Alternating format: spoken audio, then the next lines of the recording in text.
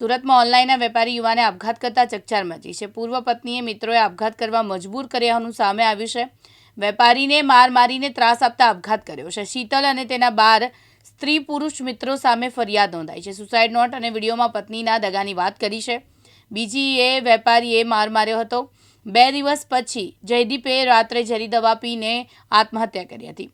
મોટા વરાછા સ્થિત દુખિયાના દરબાર રોડ પાસે દવા પીધી હતી. સુસાઇડ નોટમાં એવો ઉલ્લેખ છે કે મેં એને પાછો મોકો આપ્યો અને તેને મારી સાથે ગેમ રમી. મારા મરવા પાછળ ઘણા બધા લોકો છે. મૃતકના ફોનમાંથી 3 વિડીયો મળ્યા છે. મૃતકની મોપેડની રિક્કીમાંથી સુસાઇડ નોટ મળી આવી છે. ઉત્તરાયણ પોલીસે ફરિયાદ નોંધી વધુ તપાસ હાથ ધરી છે. બનાવ જયદીપે 4 તારીખે દવા પીધી. બીજા દિવસે અમે એની બધી અંતિમક્રિયા બતાવીને અમે એના વિડીયો એના ફોન તપાસતા એમાંથી વિડીયો મળ્યા અને એની ગાડીમાંથી એક સુસાઇડ નોટ મળી.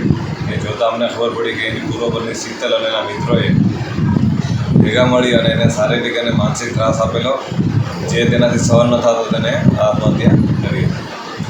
સુસાઇડ નોટમાં એને શું ઉલ્લેખ એ જ એના શીતલ અને તેના મિત્રો દ્વારા એને કેવી રીતે હેરાન કરવામાં આવેલો એ બાબતે એને બધું એમાં લખાયેલું. વિડીયો જે બનાવ્યા છે, વિડીયો કેટલા બનાવ્યા છે અને ક્યારે ટોટલ એને 3 વિડીયો બનાવેલા છે. એક જે દિવસે અમે સુસાઇડ કરી એ દિવસનો છે અને 2 વિડીયો એની પહેલાં એ 2 વિડીયો એવા છે ત્યારે પણ એને એટેમ્પ કરેલો પણ હિંમત નહીં થયેલી. અને આ વિડીયો બધી જ વિગતો એને આપેલી છે કે કોણ કેવી રીતે હેરાન કરતું અને બધી જ માહિતી આપી. જયદીપની લાઈફમાં શીતલ કેવી રીતે આવી, કેટલા મહિના રહીને જતી રહી? એ બંનેનો પરિચય કેવી રીતે થયો તો વધારે ખ્યાલ નથી મને, પણ 2023 30 ઓક્ટોબર 2023ના દિવસે એ લોકોએ મેરેજ કરેલા અને 2 કે 3 મહિના સાથે રહેલા. પછી બંને 15 ફેબ્રુઆરી 2024ના દિવસે છૂટા થઈ ગયેલા. અને એના વિડીયોઝ અને બીજી બધી એના ફોનના રેકોર્ડિંગ્સ જોતાં અમને ખબર પડી કે જે લગ્ન થયેલા હતા એ પણ શીતલે બળજબરીપૂર્વક કરેલા, એને ઇમોશનલ બ્લેકમેલ કરી.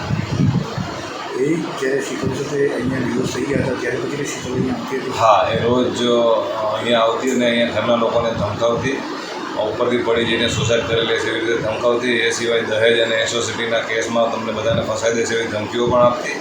અને આ બાબતે 2024 જૂન મહિનામાં ઉત્તરાયણ પોલીસ સ્ટેશનમાં ફરિયાદ પણ થયેલી છે. યાસીન દારા, દિવ્યાંગ ન્યૂઝ, સુરત.